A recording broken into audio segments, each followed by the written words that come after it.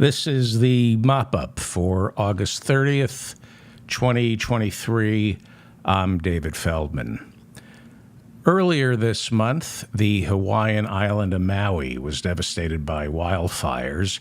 During the first 2 days of intensive coverage, according to Media Matters, America's major networks, that would be ABC, CBS, and NBC, as well as CNN, MSNBC, and Fox News, dedicated a total of 11 hours and 45 minutes of coverage to the wildfires.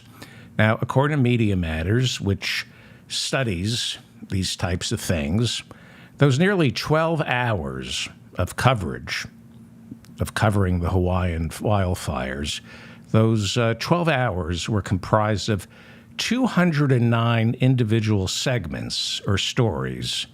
And according to Media Matters, only 4% of those segments ever mentioned the link between man-made climate change and the devastation we saw in Hawaii.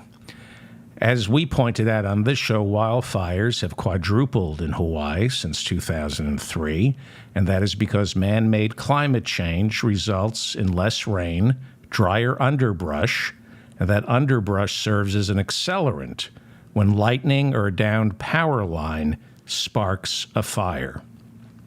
Earlier this month, we reported that the waters off the coast of Florida reached record highs, making Florida beaches the hottest on the planet, hotter than anything you'd find in the Persian Gulf. We're talking about hot tub, the same temperature. It's above 100 degrees, like 101, 102 degrees. It's like a hot tub. Greenhouse gases are heating up the waters. And we all know by now that the hotter the water, the more severe the hurricanes. And hurricanes in Florida are becoming more frequent and more intense because of man-made climate change, which the governor of Florida, Ron DeSantis, calls a hoax. Man-made climate change is getting worse, especially in Florida, where nobody can afford homeowners insurance because of man-made climate change. The Sierra Club gives Ron DeSantis a D. And if elected, Ron DeSantis promises to increase drilling and defund the Environmental Protection Agency. As governor of Florida, Ron DeSantis has passed major legislation forbidding, and I wish I were making this up, major legislation forbidding local counties and cities to get their power from sources of energy other than fossil fuels. Hurricane Idalia, a Category 2, is now barreling towards Florida and is expected to make landfall later this morning as a Category 4. Wind speeds in Florida have reached 100 miles per hour as tornadoes have been reported on the west coast of the state. As of right now, the hurricane is 125 miles off the coast of southwest Tampa, although they're not quite sure where exactly it could hit. Perhaps it'll move further west towards Tallahassee. Idalia is expected to pass through Florida on Wednesday and then maybe move north towards Georgia, North and South Carolina. It's going to head towards Georgia as well as North and South Carolina, and all three governors there have declared states of emergency. The storm is expected to hit Georgia by 8 p.m. later tonight, and then it might gain strength as it goes back out over the unseasonably warm Atlantic Ocean. A special session of the Tennessee legislature that had been convened to address the rising threat of gun violence ended Tuesday night with no legislation passed. The special session was convened by Republican Governor Bill Lee, but due to infighting within his own Republican Party, the session ended without any gun control legislation. There were reports of shoving as Republican Speaker Cameron Sexton tried to leave the building. Well, we have an update on Harrison William Prescott Floyd. He's the 39-year-old former leader of Black Voices for Trump, who was arrested last week, along with 18 other co-defendants and charged with racketeering in Donald Trump's attempt to overturn the 2020 presidential election in Georgia. Of all the defendants, he is the only one who remains behind bars this morning. Everyone else posted bond and left, but Floyd, for some reason, was deemed a flight risk. Out of 19 defendants, only one remains behind bars. It's the black man. It is now reported that Floyd has been granted a $100,000 bond, but he remains behind bars inside Fulton County Jail this morning. He is the only defendant out of all 19 to still be considered a flight risk. We're not quite sure why, but it seems to be because he was unable to post bond. But we're getting reports that he did post bond. He's still behind bars this morning. According to reporting late Tuesday night in the New York Times, Floyd is still locked up, but he was able to find an attorney by the name of Todd A. Harding, which seems to be the reason he has now been granted bond. He needed an attorney in order to be granted bond. Floyd turned himself in last week, was fingerprinted, his mugshot was taken, and he told the judge, "I can't afford a lawyer." The judge, for reasons still not known, refused to appoint a public defender. There are reports that she told him he could afford an attorney, so he's not getting a public defender. She then declared he was a flight risk and ordered him detained inside the overcrowded and unsanitary Fulton County Jail, where between 2009 and October 2022, more than 60 Fulton County Jail inmates died. That's the highest number of deaths in any Georgia jail on record. On August 18th, the Atlanta Journal-Constitution reported that an inmate became the second detainee to die inside that jail in a week, making him the third to die in a month. There are reports that Floyd remains in jail because he was considered a flight risk because of an arrest back in February on a misdemeanor charge of assaulting two FBI agents who were trying to serve him a subpoena so he could testify before special counsel Jack Smith's grand jury.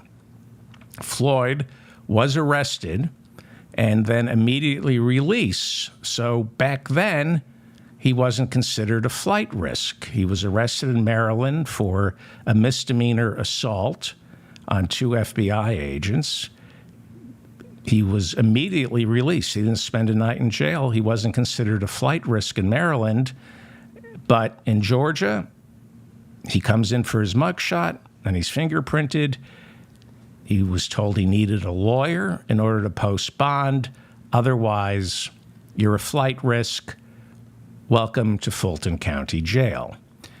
You know, if they're implementing the RICO statutes down in Georgia to put Trump and his co-defendants behind bars, maybe they can also charge lawyers and bail bond companies with racketeering as well.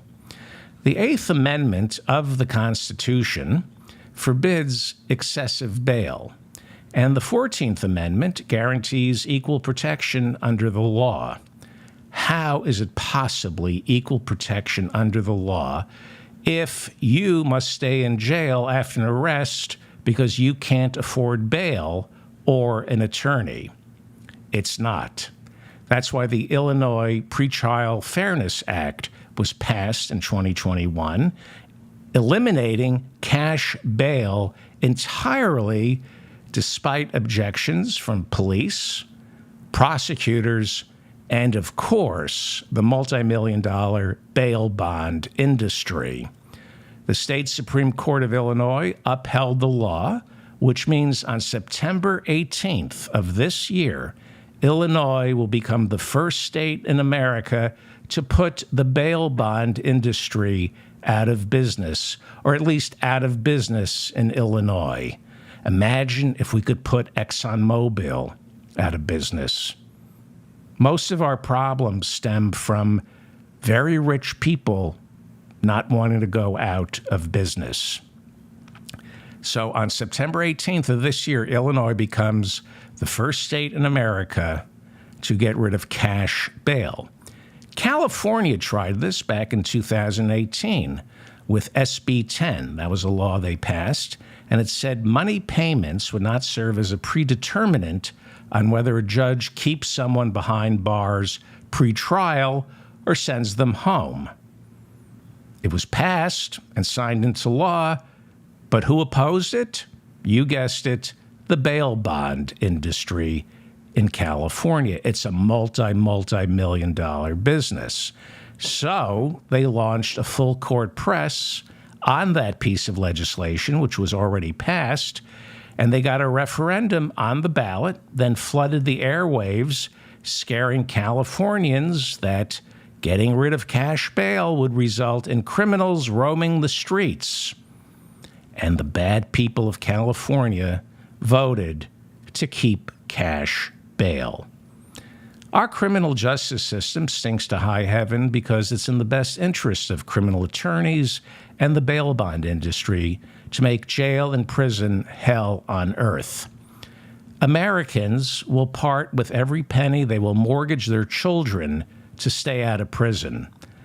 Lawyers know that, and the bail bond industry knows that. Prosecutors know that, and it's why so many people die behind bars, because the people who put people behind bars or are paid to help you not go to prison, it's in their best interest to scare the living daylights out of everybody. They want our prisons to be hell on earth. It is in everybody's best interest, except the American citizen, for our prisons to be death traps. I must admit, I was surprised by the number of my listeners who said Harrison Floyd is a bad guy and deserves whatever happens to him. Many of my listeners wrote and said any black man who supports Donald Trump deserves to go to prison. They said they had no sympathy for him. Well, I couldn't respond to all the comments, but I'll do it right now. Is that what you would teach your children? Because I know they didn't teach me that in elementary school. I was taught that in America we are innocent until proven guilty. And what does that mean? It means the onus is on the state, the police, the prosecutor, to prove someone is guilty. And until they can do that, Harrison Floyd is innocent. How many black men, how many Americans, white men, poor men, but people of color especially, how many of them are behind bars this morning because they were falsely accused, presumed guilty before they ever had a trial? How many people of color are behind bars this morning because they couldn't afford a good attorney? How many Americans are behind bars this morning waiting years for their trial? Half of Harrison Floyd's fellow inmates in Fulton County Jail this morning have yet to be charged, have yet to be indicted. Everybody deserves a trial, including Donald Trump. I know the vast majority of my listeners are Democrats, and too many of you seem to be okay with locking people up before they get a trial. You know, it was Bill Clinton, who I voted for, Democrat, who signed into law the 1994 crime bill because liberal Democrats back then wanted to get tough on crime. And thanks to that bill, 2.5 million Americans are behind bars this morning. 4.5 million are on probation or parole. We have, because of Bill Clinton, become a carceral state. And that's big money. That's big money for the bail bonds industry, defense attorneys, the police, prison guard unions, and, of course, prosecutors, lawyers who need to maintain their lifestyle. We started in 1994 locking everybody up. And nobody ever thought, it never occurred to anybody to say, well, these prisons are going to get awfully crowded. Are you sure we have enough room? The 1994 crime bill gave a financial incentive to the cops, gave them military hardware. It poured money into cities to make sure the prosecutors could process as many people as possible as they could into those prisons and jails. But it never occurred to anyone that these prisons and jails would need to be renovated to house all these new customers. So, before you're so keen to see someone punished before a trial because you've decided they deserve it, look at what that kind of thinking, that kind of liberal democratic thinking, as well as we know the Republicans think that way, but, Bill Clinton signed the crime bill into law. Joe Biden voted for it. So did Bernie Sanders, by the way. Look at what that kind of thinking, where that gets us. Look at what the 1994 crime bill has done, not just to the millions of men and women behind bars this morning, but their children, their wives, husbands, fathers, and mothers. These people who get locked up eventually get released, and they become a drain on society because nobody wants to hire them. And most importantly, they lose their right to vote in most states. You cannot vote in Florida if you're a convicted felon. Now, legally, the people of Florida voted to restore voting rights to felons, but Ron DeSantis and the Republicans passed legislation after the people of Florida voted to restore voting rights to felons. They passed legislation to make it fiscally prohibitive for an ex-con to try to vote. They make sure you've paid all your fines and that you don't owe the prison any money. Apparently, when you go to prison, it costs you money. You rack up fines inside the prison. So locking these people up, we have 2.5 million people behind bars right now, 4.5 million on probation. Let me tell you, that is a drain on our democracy. I was taught in elementary school a person is innocent until proven guilty. And you should never trust cops, judges, prosecutors, prison wardens, public defenders, or high-priced defense attorneys. They all make mistakes, as do juries. That's why we have trials, or we're supposed to have trials here in America. And then the right to appeal. You should trust nobody. We have 2.5 million people behind bars. Nobody can tell me what percentage of those people behind bars this morning ever got a trial. How many of them are waiting to be charged? How many are waiting to be indicted? How many are waiting for their trial? And how many decided to plea out? How many of the 2.5 million behind bars this morning decided, you know what, I'll just plead guilty because they're going to lock me up anyway? No statistics, no database. The Justice Department doesn't have a database on how many of the 2.5 million Americans behind bars actually had their constitutional right to a speedy trial. So don't trust the cops. Don't trust the prosecutor. Don't trust the defense attorney. Don't trust the judge. Don't trust the FBI or Madam DA down in Fulton County. They all want to put one in the win column, and they don't care how they do it. A 20-year-old in Uganda has become the second man charged with aggravated homosexuality, a crime thanks to a new law passed in May that is now punishable by death. Since passage of the law, Ugandan LGBTQ groups report violence against homosexuals has redoubled dramatically in the past 3 months, with an increase in arrests, firings at work, and evictions for anyone even thought to be gay. Outlawed in Uganda, second-degree homosexuality now carries with it a sentence of life in prison, whereas aggravated homosexuality, that would be involving sex with a senior citizen, is now punishable by death.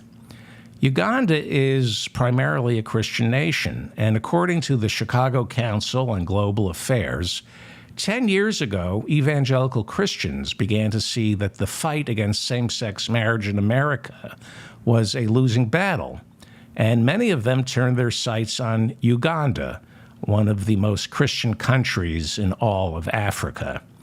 Open Democracy reported back in October of 2020 that evangelical Christian groups have rained more than $54 million on Africa's growing anti-homosexual movement, with more than half of that money targeting Uganda, where homosexuality this morning is now punishable by death.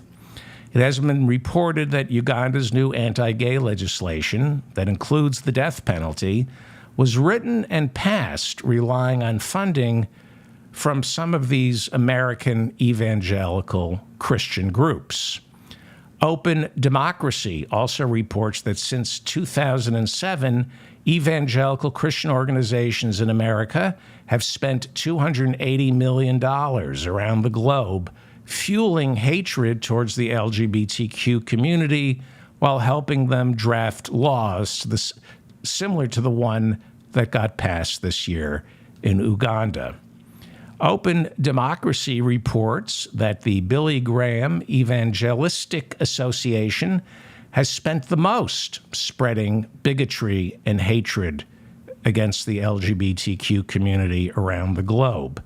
The Billy Graham Evangelistic Association has funneled more than $96 million around the world, promoting bigotry and intolerance towards the LGBTQ community. The Billy Graham Evangelistic Association is run by Billy Graham's idiot son, Franklin Graham, who, when stating his support for George W. Bush's illegal invasion of Iraq, called Islam, the religion of Islam, quote, a very evil and wicked belief system. Franklin Graham said he supported Donald Trump because he said Trump was God's choice. He said Satan, this is Billy Graham's idiot son, Franklin Graham. Franklin Graham, in his support for Donald Trump, said Satan was behind the forces challenging Donald Trump's reelection. Franklin Graham calls homosexuality a sin, and, not surprisingly, he is a strong proponent of gay conversion therapy, which he compares to something as simple as converting a non-believer into becoming a Christian.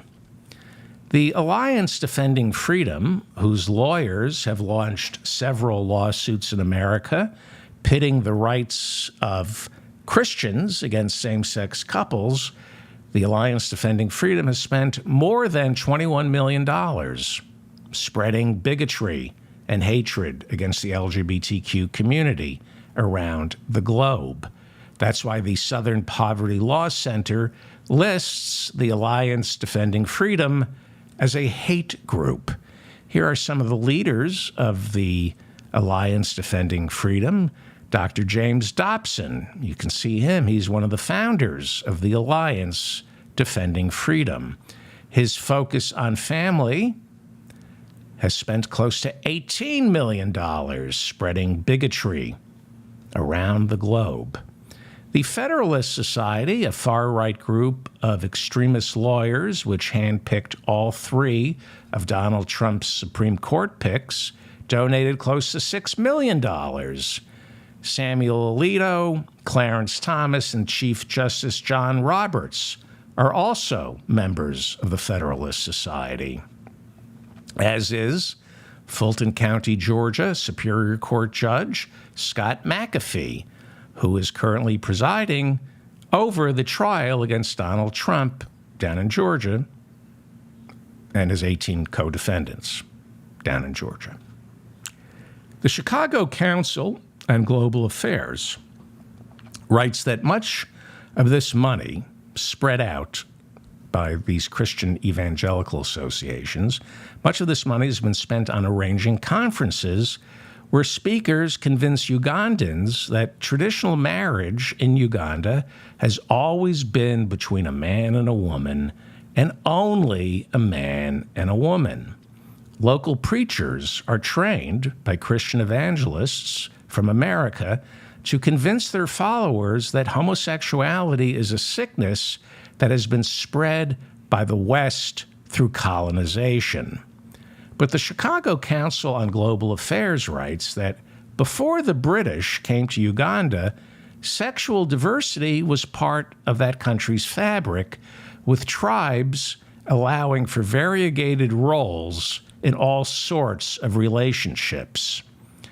Turns out it was Great Britain that introduced the anti-sodomy laws when it colonized the Ugandan people, trying to erase the rights of the LGBTQ community.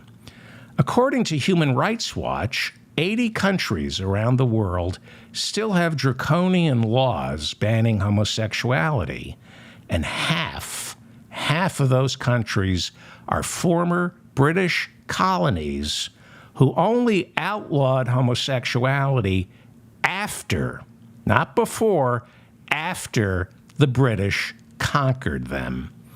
Indeed, homosexuality is not a Western virus, as the evangelical Christians are trying to con Africans into believing. The complete opposite is true. Homophobia and intolerance are what the West brought to their victims of colonization. That's because persecution of the LGBTQ community is a form of control. It divides, then conquers, and creates a false hierarchy, allowing the conquered to help serve His Majesty by oppressing their very own. It's why authoritarian regimes always begin by targeting people's sexuality. One of the easiest methods of dividing people is doing it along sexual lines. Ron DeSantis knows exactly what he's doing with his bathroom laws. He's making Floridians suspicious of each other instead of him and the dark money funding his party.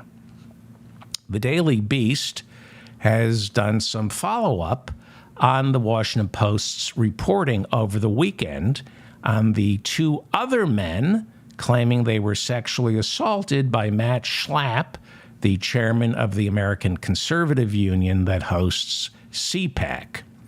If you recall, Carlton Huffman, a GOP operative working last year on Herschel Walker's Georgia Senate run, filed a multi-million-dollar sexual assault and defamation lawsuit against Matt Schlapp, as well as Schlapp's wife, Mercedes Schlapp. Huffman claims that during a visit to Georgia last year, an inebriated Matt Schlapp sexually assaulted him by making, quote, sustained and unwanted and unsolicited sexual advances. Huffman complained that Schlapp groped him and then began to, quote, pound my junk, unquote. Huffman said that after complaining about Schlapp's behavior, Schlapp's wife, Mercedes Schlapp, who is a vocal opponent of same-sex marriage and gets paid $175,000 to help in CPAC's communications department, Mercedes Schlapp proceeded to dig up dirt on Huffman and try to destroy his reputation. That's why he's suing her as well. On Tuesday, the Daily Beast reported that the Schlapps offered Huffman a six-figure settlement to make this all go away. But Huffman rejected it. Mark Corallo is the Schlapp's new publicist. Corallo is also the official spokesman for Eric Prince, the founder of Blackwater. The publicist Corallo told the Daily Beast that the Schlapps have not offered to settle with their accuser because they have every intention of clearing Matt Schlapp's name in a court of law. Sure they do. Meanwhile, according to the Daily Beast and the Washington Post, there is growing concern about transparency, especially when it comes to the bookkeeping inside Matt Schlapp's American Conservative Union, which also sponsors CPAC. Schlapp is resisting any investigation into how much money CPAC is spending on his legal fees. CPAC's treasurer resigned earlier this year, saying he couldn't in good conscience vouch for the financial statements submitted to the board.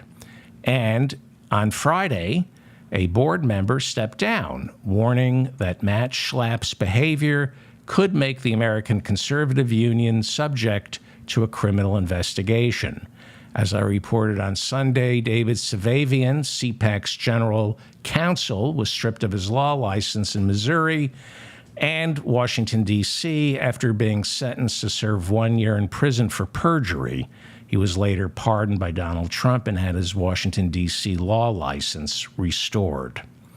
In the 2020 presidential election, Matt Schlapp was one of the co-chairs of Catholics for Trump. He and his wife Mercedes are deeply religious. So it would behoove the both of them to heed the words of Pope Francis, who in 2020 said, quote, "Homosexuals have a right to be part of the family. They're children of God and have a right to a family. Nobody should be thrown out or be made miserable because of it." The Pope, by the way, has also come out against the death penalty and called for gun control and criticized the greed of capitalism that is causing man-made climate change. Granted, the Pope is opposed to abortion, but I still don't think Matt Schlapp, co-chair of Catholics for Trump, will be extending any invitations offering the Pope a speaking slot at next year's CPAC. Viktor Orban, the leader of Hungary, is more welcome there than the Pope is. Apparently, Matt Schlapp is a Catholic for Trump, which is quite different from a Catholic for Catholicism. I doubt His Holiness would want to be associated with CPAC. On August 5th of this year, the Pope met with Jesuits in Portugal and had some choice words for reactionary Catholics living in America. The Pope had some choice words for reactionary Catholics living in America. That would be Republicans, Catholic Republicans. The Pope had some choice words for Catholic Republicans. The Pope, on August 5th, warned that there are too many Catholics in America who are replacing faith with ideology. An ideology, he says, that extols the virtues of going backwards. That would be the definition of reactionary politics, right? He said the Pope, well, let me go on. So there are two types of conservatives. There's conservative politics, like those of Bill Buckley. Bill Buckley stood athwart history and shouted, "Slow down." And then there are reactionary conservative Catholics, monsters like Mike Pence, who ended up quitting the Catholic Church because it wasn't backwards enough for him. Pence is a reactionary conservative who wants to make America great again by taking us back 60 years ago, when women were in the kitchen, homosexuals were in the closet, and black people were in their place. His Holiness said, quote, "I want to remind these people that backwardness is useless, and they must understand that there's a correct evolution in the understandings of questions of faith and morals. Let me read that again because it's pretty powerful stuff, and it would behoove Catholic Republicans here in America to listen to the words of His Holiness. He said, I want to remind these people that backwardness is useless, and they must understand that there's a correct evolution in the understanding of questions of faith and morals. The Pope said the Catholic religion is not some unwavering monolith. He warned, and this is really interesting, he warned that going backwards doesn't connect you to the roots of the church. Instead, it leads you further astray. Essentially, the Pope is saying the church must evolve, and that going backwards, trying to find the original intent of the church, will only move you further away from it. Food for thought for Matt Schlapp, co-chair of Catholics for Trump. Is there anything you would like to add, Rudy Giuliani? I drink scotch. Uh-huh. Okay. Alcohol. Where's the quote I wanted? So you do not believe that Hang you on. would drink? Here it is. Anything you'd like to say, Rudy Giuliani? I like scotch. There you go. Anything else? I drink scotch. Yeah. I'll talk about that tomorrow. I'm David Feldman, reminding you to stay strong and protect the weak. Please like this video. Please share it. Please subscribe to my channel. Please subscribe to my newsletter. Thank you to all the moderators who help out in the chat room. I enjoy reading all your comments. Obviously, this episode, I responded to them. I don't agree with all your comments, but that doesn't mean I don't want to hear them. I want to hear your comments, especially if you disagree or you want to make me laugh. I will see you tomorrow, same time, 12:05 a.m. Eastern. Thank you.